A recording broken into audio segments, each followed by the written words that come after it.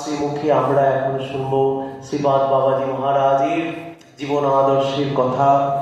তিনি কেমন করে বাবাজি মহারাজকে অনুশীলন করেছেন এবং তিনি বাবাজি মহারাজকে কেমনভাবে দেখেন, কোন আঙ্গিকে দেখেন, সেইটা তিনি তার কথায় ব্যক্ত করবেন। বাক্য পুষ্পাঞ্জলি নিবেদন করছেন শ্রীল নিত্যানন্দ বংশাবতাংশ প্রভুপাদ ব্রজরাজ কিশোর গোস্বামী মহোদয়। জয় নিতাই, জয় গৌর। জয় গৌর।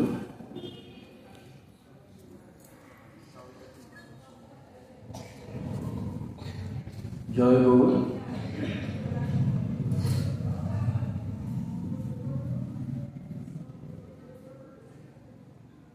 জয় গৌর। জয় গৌর। জয় নিতাই। আজকে আমরা এই পরম পবিত্র তীর্থে মিলিত হয়েছি। সেই বৈষ্ণব আচার্যবর্য শ্রীমৎ রামদাস বাবাজি মহারাজকে স্মরণ করবার জন্যে, যে পাটবাড়ি আশ্রমের সাথে ভারতবর্ষের বৈষ্ণব সমাজ শুধু নয়, পৃথিবীর বৈষ্ণব সমাজ পাটবাড়ি আশ্রমকে একটি পীঠস্থান রূপে পরিগণিত করেছেন এবং শ্রদ্ধার চোখে সেই পাটবাড়ি আশ্রমের ধূলি তারা গ্রহণ করেন। আমরাও বছরের এই একটি দিন অন্তত ছুটে আসি তাকে স্মরণের মধ্যে দিয়ে আমাদের সেই নিতাই চাঁদ, শ্রী গৌরাঙ্গ সুন্দর তাদেরকে স্মরণ করবার জন্যে। কিছুক্ষণ আগেই শুনছিলাম তার অনেক অনেক কথা। তাকে চোখে দেখিনি, কিন্তু তার কথা শুনেছি ভক্তের কাছে, তার কথা শুনেছি আচার্যগণের কাছে, তার কথা শুনেছি পরম পূজনীয় পিতৃদেব এবং শ্রী গুরুদেব শ্রীমান নিত্যানন্দ বংশাবতংশ ওম বিষ্ণুপাদ প্রভুপাদ প্রাণকিশোর গোস্বামী মহারাজজির কাছে। তিনি শ্রী রামদাস বাবাজি মহারাজের সাথে যেভাবে চলেছেন, যেভাবে তার সাথে নিতাই চাঁদের কথা আস্বাদন করেছেন, সেই কথা শুনেছি তার মুখে। আজ যে প্রতিষ্ঠানে, যে ধুলিতে আমরা বসে আছি, এই পাটবাড়ি আশ্রম, এই পাটবাড়ি আশ্রম কিভাবে শ্রী রামদাস বাবাজির হাতে এলো, এক বিরাট ইতিহাস। আপনারা অনেকেই যদি ইউটিউব খোলেন তার মধ্যে দেখতে পাবেন তার ইতিহাসটা। এটা একটা আমাদের কাছে বিরাট লাভ। সেখানে আমরা দেখেছি যে কিভাবে একজন গৃহীর জমি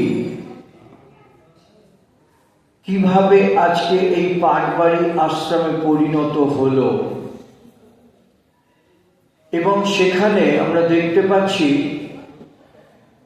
যে যারা এর মূলে ছিলেন, যাদের জন্যে এই জায়গাটা শ্রী রামদাস বাবাজি মহারাজের হাতে এলো, তাদের মধ্যে প্রধানতম পুরুষ হলেন, অন্যতম পুরুষ ছিলেন আমার পরম গুরুদেব, বৈষ্ণব জগতের অন্যতম জ্যোতিষ্ক প্রভুপাদ অতুল কৃষ্ণ গোস্বামীজি মহারাজ। তিনি যদি সেদিন ওইভাবে তিনি কার্যক্রম না করতেন তাহলে আজকে এই জমিটা কোথায় যেত আমরা জানি না। কিন্তু নিতাই চাঁদ এবং গৌরাঙ্গ সুন্দরের ইচ্ছা পরিপূর্ণতা লাভ করল সেদিন প্রভুপাদ অতুল কৃষ্ণ গোস্বামীজি এবং পরম পূজনীয় পিতৃদেব প্রভুপাদ প্রাণকিশোর গোস্বামীজির মাধ্যমে।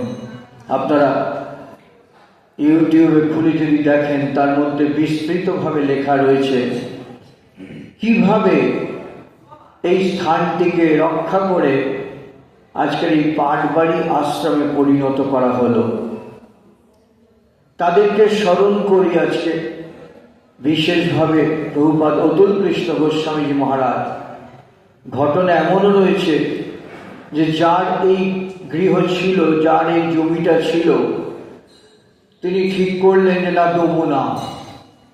প্রভুপাদ অতুল কৃষ্ণ গোস্বামীজি তিনি শিষ্য ছিলেন, কিন্তু হঠাৎ করে তার মতের পরিবর্তন হয়ে গেছিল এবং পিতৃদেব প্রভুপাদ প্রাণকিশোর গোস্বামীজি সেই কথাটা, তার মনের কথাটা জানতে পেরে সাথে সাথে, তখনকার দিনে তো এত সহজ যাতায়াত ছিল না, কিন্তু তার মধ্যেও তিনি ছুটে গিয়েছিলেন প্রভুপাদ অতুল কৃষ্ণ গোস্বামীজির কাছে, তার গুরুদেবের কাছে।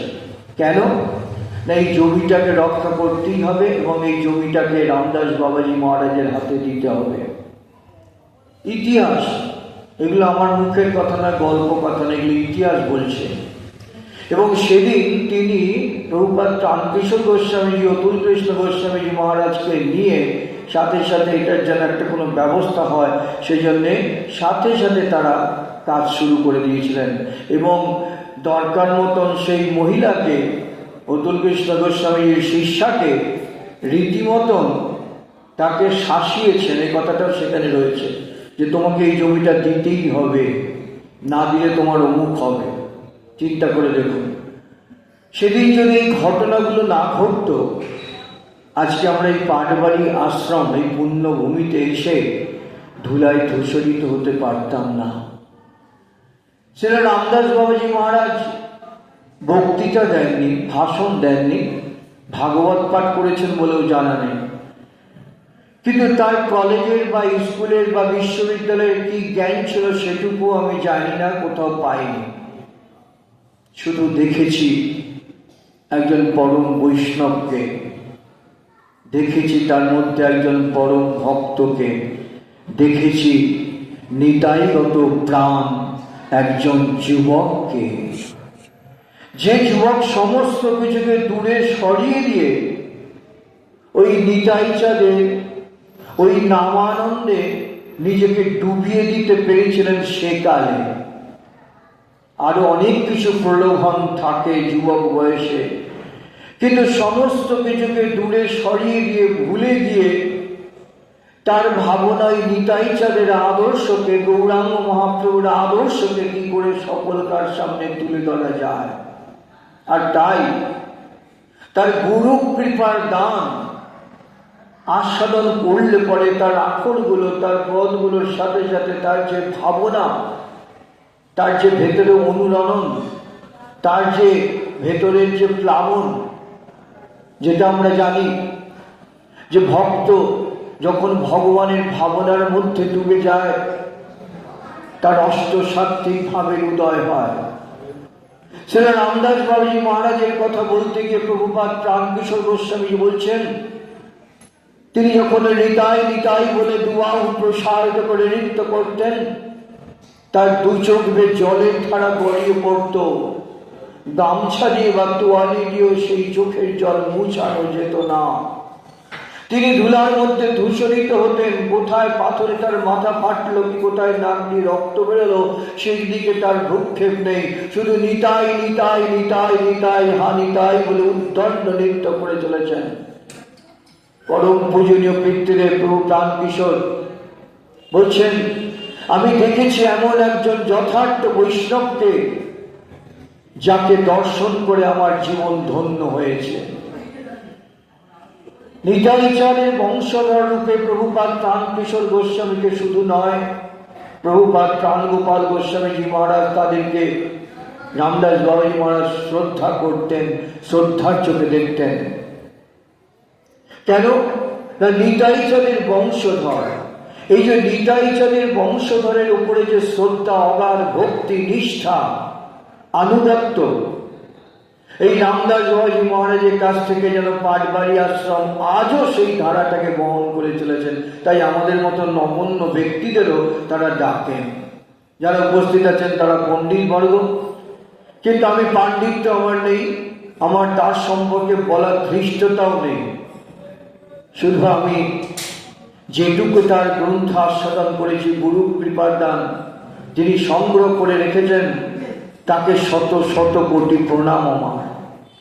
তিনি যদি সেই সময় সংগ্রহ করে না রাখতেন, আজ আমরা এই রামদাস বাবাজি মহারাজের যে ভাবের ধারা, সেই ধারাকে লাভ করতাম না। প্রতিটা পদে পদে সেখানে দেখা যাচ্ছে যে তিনি কিভাবে নিতাই আনুগত্যে ভজনা করতে হয়, গৌরাঙ্গের আনুগত্যে ভজনা করতে হয়, সেগুলো তিনি প্রদর্শন করেছেন। তাই আজও গুরু কৃপার দান প্রতি ঘরে ঘরে রাখা উচিত বলে আমি মনে করি। প্রভুপাদ অতুল কৃষ্ণ গোস্বামীজি মহারাজের যখন বৃন্দাবনে 64 মহন্তের ঘেরায় তার সমাধি প্রতিষ্ঠা হবে, সেখানে শ্রীল রামদাস বাবাজি মহারাজ সূচক কীর্তন করেছিলেন, সে ছবি আছে। কলকাতার চালতা বাগান বৈষ্ণব সম্মিলনী মানিকতলার কাছে আপনারা অনেকেই গেছেন, সেখানে প্রাচীন একটি প্রতিষ্ঠান। সেই প্রতিষ্ঠানে একমাত্র প্রভুপাদ অতুল কৃষ্ণ গোস্বামীজি মহারাজের মর্মর মূর্তি প্রতিষ্ঠিত আছে।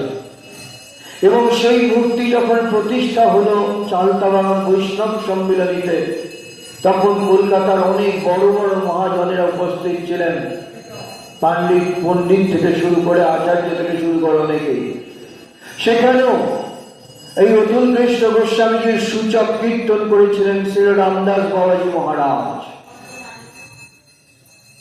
কতটা শ্রদ্ধা ভক্তি থাকলে পরে এই নিত্যানন্দ বংশে অতুল কৃষ্ণ গোস্বামীজির সমাধি মন্দির 64 মহন্তর ঘেরায় কলকাতার এই চালতা বাগানের এই সব অনুষ্ঠানগুলোতে তিনি উপস্থিত ছিলেন। নিতাই নিতাই নিতাই নিতাই বলতে বলতে তিনি ধুলায় লুণ্ঠিত হতেন, একথা আমরা শুনেছি। আমরা শুনেছি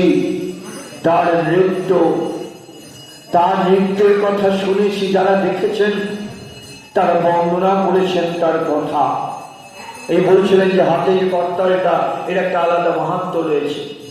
শুধু কর্তাল নিয়ে তিনি জগৎকে মাতিয়ে দিলেন, হরি নামে মাতিয়ে দিলেন, নিতাই চাঁদের নামে মাতিয়ে দিলেন। সকলকে শুধু বললেন এসো এসো এসো, সেই নামকে আশ্রয় করো, নিতাই চাঁদের চরণ ছাড়া তোমাদের আর কোনো গতি নেই। যে কথা নরোত্তম ঠাকুর আমাদের শুনিয়ে গেছেন, সেই কথাকেই যেন তিনি আবার নতুন করে আমাদের কাছে প্রকাশ করলেন। ঘরে ঘরে গিয়ে সেই নাম বিতরণ করেছেন, তাই তাকে বলা হলো নামাচার্য। আমরা নামাচার্য বলতে বুঝি হরিদাস ঠাকুরকে। পরবর্তীকালে আমরা দেখলাম নামাচার্য বলতে আমরা শুনলাম কে? শ্রী রামদাস বাবাজি মহারাজ। আজকে তাকে শ্রদ্ধা জানার জন্যই এখানে উপস্থিত হয়েছি। তাকে প্রণাম জানানোর মধ্যে দিয়ে আমার নিতাই চাঁদ গৌরাঙ্গ সুন্দরকে প্রণাম জানাবো, তাই উপস্থিত হয়েছি, বক্তৃতা দেবার জন্য নয়। তাদের কথা যারা বলেন সেই তাদের কথা শুনবো, আর সেই আদর্শকে যাতে জীবনে গ্রহণ করতে পারি সেই চেষ্টা করব। নিতাই চাঁদের যে নিরভিমানতার শিক্ষা, নিতাই চাঁদের যে অভিমান শূন্যতার শিক্ষা, যে আদর্শ, নিতাই চাঁদকে কোনো বই লিখতে হয়নি, তার জীবনটাই ছিল তার আদর্শ। নিরভিমানতার শিক্ষা দিয়েছেন প্রভু নিত্যানন্দ। তাই জগতের জীবের দ্বারে দ্বারে গিয়ে দন্তের তৃণ ধারণ করে বলেছেন আমার কিনিয়া লও বল গৌর হরি। মহাপ্রভু আদেশ দিলেন গিয়ে গিয়ে যায়, সব জায়গায় গিয়ে কৃষ্ণ নাম করতে বলো। আর নিতাই চাঁদ দ্বারে দ্বারে গিয়ে বললেন আমার কিনিয়া লহ বল গৌর হরি। অনেকে প্রশ্ন করেন পাঠের আসরে, তাহলে কি নিত্যানন্দ প্রভু মহাপ্রভুর আদেশকে মানলেন না? হ্যাঁ, মানলেন। তিনি জানালেন শ্রী গৌরাঙ্গ মহাপ্রভু কে।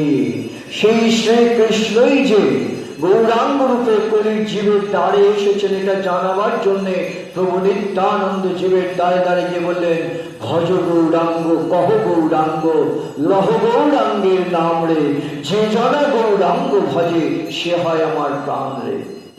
এই যে নিতাই চাঁদের যে আদর্শ, নিতাই চাঁদের যে জীবনচরিত, নিতাই চাঁদের যে ভাবনা, নিতাই চাঁদের যে কলিজীবের কাছে অনুরোধ, সেই অনুরোধকেই আমার শ্রীমৎ রামদাস বাবাজি মহারাজ কলির জীবের কাছে আবার নতুন করে প্রকাশ করলেন।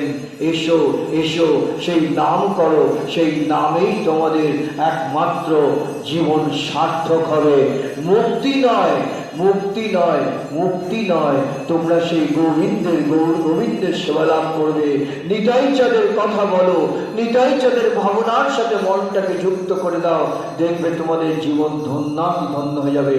আমরা সেই শ্রী রামদাস বাবাজিকে আজকে শ্রদ্ধা করছি, তাকে স্মরণ করি, তাকে মনন করি, তাকে বরণ করি এবং প্রার্থনা করি আমাদেরও সত্যকারের সেই নিরভিমানতার শিক্ষা যেন আমরা জীবনে গ্রহণ করতে পারি, সেই কৃপা করো।